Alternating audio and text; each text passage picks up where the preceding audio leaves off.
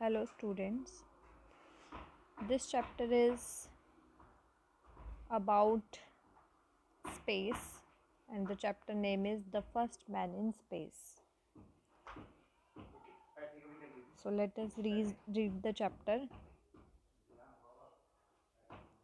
In the middle of the 20th century, the Russian and Americans started working on the possibility of training in space. In the middle of 20th century यानी 20वीं सदी के मध्य में जो Russian थे और Americans थे उन्होंने उन्होंने काम करना स्टार्ट किया on the possibility of travelling in space. यानी उन्हें पॉसिबिलिटी थी, उन्हें संभावना थी कि स्पेस में ट्रैवल किया जा सकता है। तो इसी के बारे में काम करना रशियन और अमेरिकन ने स्टार्ट किया जब वो 20th सेंचुरी के मिडिल में थे। They launched several rockets which went round the earth above the top of air. उन्होंने बहुत सारे रॉकेट लॉन्च किए जो कि टॉप ऑफ एयर हवा के भी ऊपर अर्थ में गए। The first rocket carried only scientific instruments. सबसे पहला जो रॉकेट गया उसमें साइंटिफिक इंस्ट्रूमेंट्स गए। लेटर उसके बाद animals were sent. The Russian scientist were then ready to send up a man. उसके बाद रशियन साइंटिस्ट रेडी थे कि वे किसी व्यक्ति को उस रॉकेट में भेजेंगे। They chose Major Yuri Gagarin to be the first cosmonaut. उन्होंने सबसे पहले यूरी गैगरिन को चूज़ किया कि वो पहले क्या थे, फर्स्ट कॉस्मोनॉट थे। कॉस्मोनॉट मतलब अंतरिक्ष में जाने वाले व्यक्ति, यानी अंतरिक्ष यात्री थे पहले। कौन थे? Yuri Gagarin. तो इसमें आपको यूरी गैगरिन के बारे में ही बताएंगे। Who was the first man to travel in the space. Yuri Alekseyevich Gagarin was then 27 years old. तब वो 27 साल के थे। He was born in 1934 in the city of Smolensk. वो 1934 में उनका जन्म हुआ था in the city of Smolensk. Smolensk जो है ये रशिया में एक सिटी है। His father was a carpenter. उसके पिता एक कारपेंटर थे। When Yuri grew up he join the Russian air force. जब यूरी बड़े हुए तो उन्होंने एयर फोर्स ज्वाइन कर लिया। And trained as a jet aircraft pilot. और उन्हें ट्रेन किया गया, उन्होंने ट्रेनिंग ली जेट एयरक्राफ्ट पायलट की। On April 12, 1961, early in the morning, Yuri was informed that he would fly in Vostok first.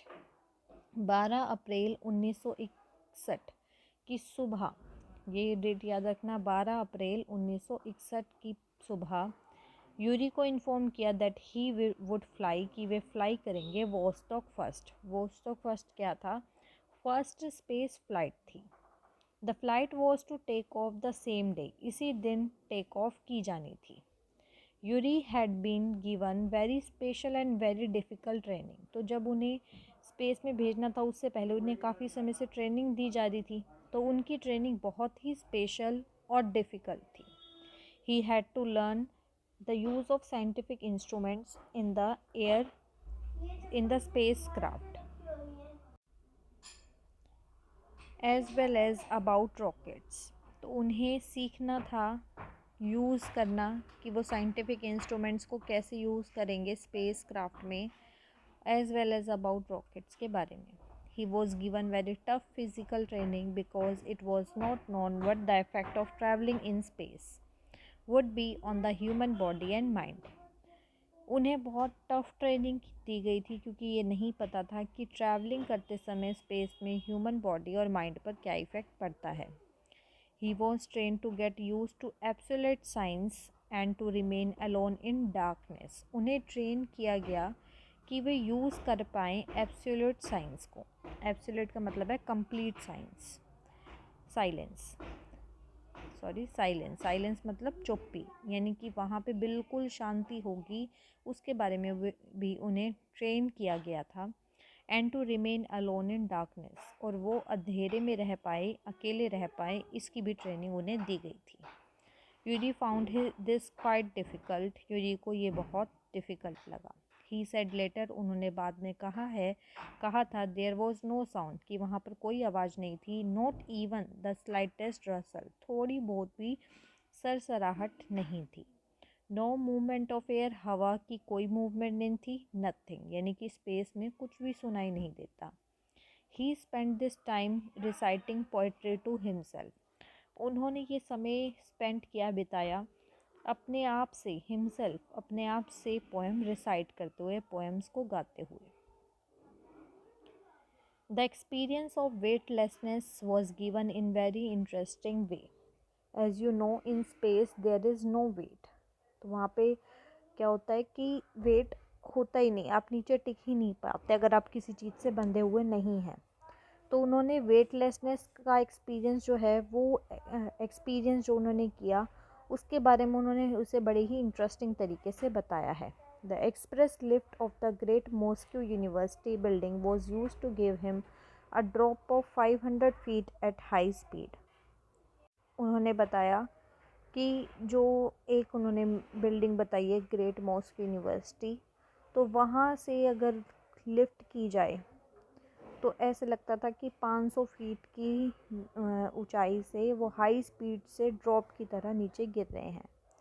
He found himself hanging between the floors, उन्होंने खुद को पाया, देखा फ्लोर्स के बीच में जैसे वो फंसे हुए हैं, and the ceiling of the lift without support, या फिर लिफ्ट की सीलिंग पर विदाउट सपोर्ट लटके हुए हैं। In this way zero gravity was created, इस तरीके से ज़ीरो ग्रेविटी क्रिएट की गई, यानी कि वहाँ पर ग्रेविटी नहीं है। कहते हैं ना कोई चीज़ ऊपर फेंकी जाए तो नीचे ही आती है, पर वहाँ पे ऐसा नहीं है। Gagarin was taking a great risk, वो बहुत ज़्यादा रिस्क ले रहे थे। If anything went wrong he could lose his life, अगर कुछ भी गलत होता तो वह अपना जीवन खो देते। But Gagarin was ready for any risk, लेकिन गैगरिन किसी भी प्रकार के रिस्क के लिए तैयार थे। He had faith in the ability of Russian scientist, उन्हें फेथ था रशियन साइंटिस्ट की एबिलिटी में एंड इंजीनियर्स में। On the morning of April 12, 1961 Gagarin put on his space suit, 12 अप्रैल 1961 की सुबह गैगरिन ने स्पेस सूट पहना। ऑन टॉप ऑफ विच ही वोर अ पेल ब्लू फाइबर सूट, जिसके ऊपर उन्होंने एक पीले कलर का फाइबर सूट पहना, and finally N orange suit, और उसके ऊपर ऑरेंज सूट पहना। When all the instruments were ready, Gagarin said, "Right, let's go on up." जैसे ही सारे इंस्ट्रूमेंट्स रेडी हो गए, गैगरिन ने कहा, राइट, ठीक है, लेट्स गो ऑन अप, चलो ऊपर चलते हैं। एट 9:07 AM मॉस्को टाइम समय के अनुसार सुबह 9:07 Vostok was launched by it's powerful Motors, Vostok को लॉन्च किया गया पावरफुल मोटर के साथ। At its peak, it reached 17,500 miles an hour at a height of about 190 miles above the earth. At its peak, यानी कि ऊंचाई पर, peak पर, it reached 17,500 miles an hour at a height of about 190 miles above the earth. 190 miles speed से यह 17,500 miles की दूरी तय कर गया एक ही घंटे में। Gagarin could look through the porthole of his pressurized cabin. जो स्पेसक्राफ्ट में एक सर्कल सा गोल सा बना होता है शीशे का, जिससे आप बाहर देख सकते हैं, तो वो वहाँ से बाहर देख रहे थे। उनका कैबिन बहुत प्रेशराइज्ड था। And see the earth far below, he could make out coast lines, river वे देख सकते थे कोस्ट लाइन को, रिवर को, फॉरेस्ट और क्लाउड को। जैसे ही उन्होंने 200 as he flew about almost 200 miles above, जैसे ही उन्होंने 200 मील से ऊपर की दूरी तय कर ली।